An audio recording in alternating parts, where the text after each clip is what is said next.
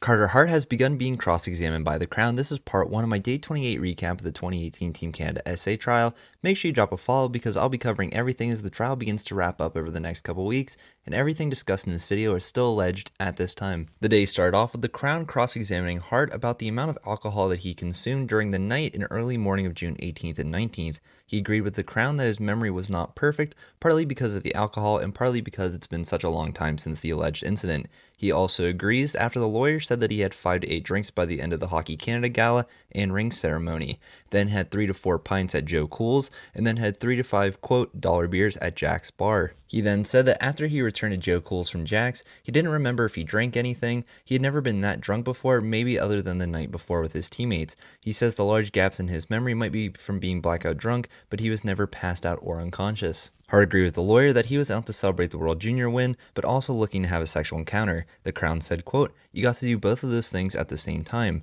Hart said that he danced and talked to women at Jack's bar. Crown then suggested there were, quote, "lots of young women at Jack's bar, lots of opportunities to meet someone and go back to your hotel for a one-on-one encounter," and Hart agreed with that statement. He also said that he didn't remember seeing EM at Jack's bar or McLeod and some of the other men, quote, dancing closely with a woman at the bar. At 1:13 a.m., Hart sent a text to the group chat saying, quote, "Rippers anyone?" and then he put, quote, "I'm going." That was in reference to a strip club. The Crown then said, quote, "At this point in the night, you're in the mood to see naked women," and Carter Hart said yes. He then mentioned that no one took him up on his offer. Then at 2:10 a.m., Michael McLeod texted the group chat saying, quote, "Who wants to be in a three-way quick?" and including his room number. It was sent to the whole team, but Hart said that he thought the offer was for him only. Hart then responded with, quote, "I'm in at 2:19 a.m. The Crown then asked, quote, "You knew the invitation wasn't just to you?" But Hart then insisted that when he saw the text, he didn't think that it was an invitation for the team to engage in the sexual activity.